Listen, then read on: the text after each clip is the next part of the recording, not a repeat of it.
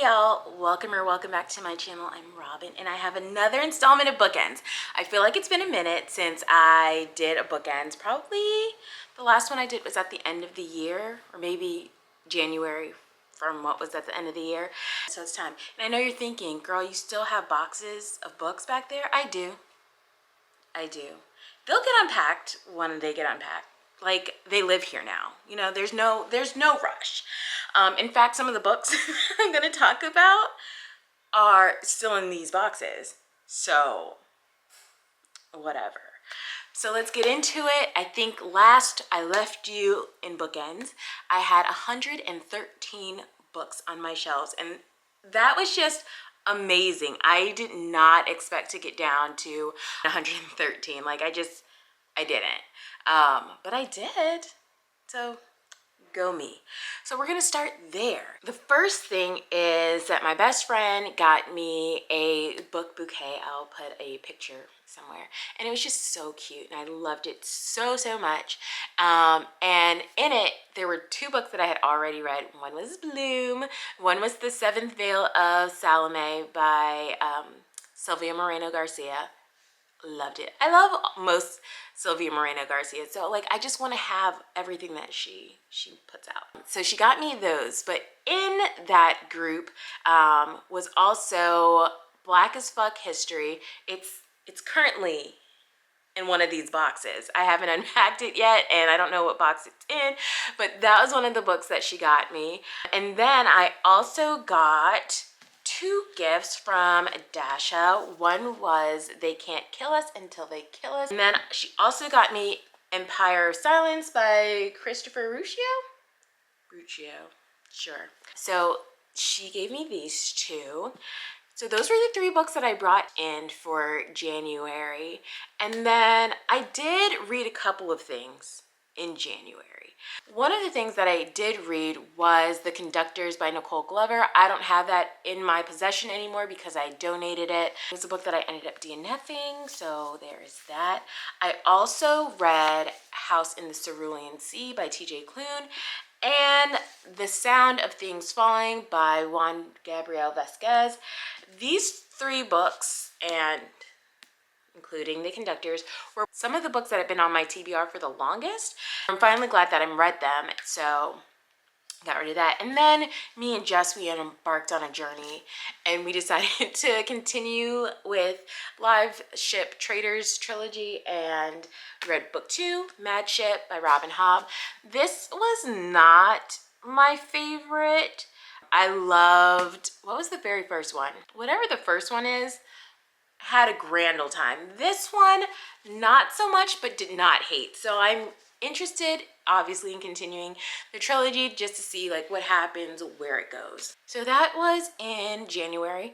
February is easy because I did not buy anything, nor did I read anything from my TBR. I don't even know that I read anything in February, so there we go. And then we get to March, and I was just itching to buy something because I felt like I had not been buying anything in any kind of capacity for so long, and I was just like, you know what? I want to buy something.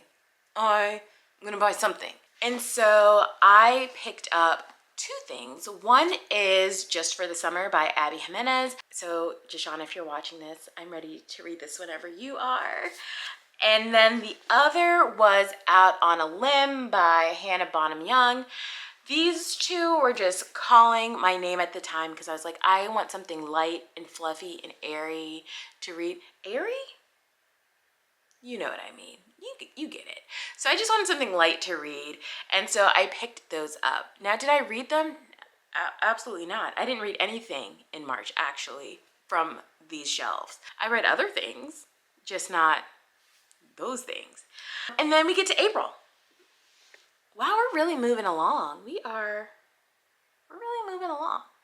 But I get to April, and Ray was reading the most recent Hunger Games book, and I just got really interested in it. And I hadn't read the Hunger Games in like so many years, like so long.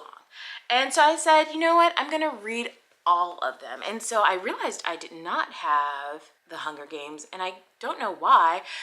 So I just got the collection. But these three don't count because I've already read the first trilogy, but I've never read The Ballad of Songbirds and Snakes, even though Ray told me I didn't need to, and I probably shouldn't, but I am.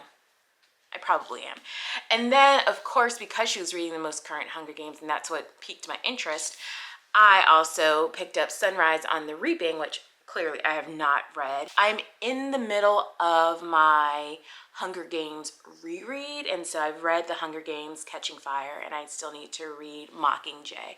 And then once I finish Mockingjay, I will continue on with The Ballad of Songbirds and Snakes, and then the Reaping thing. Yeah, that's generally how reading things in orders go. In April, I did not pick up anything for my shelves again. So I'm a little bit over the 113 that I started with, but not by a lot. Not by a lot. I'm at 116. I'm at 116.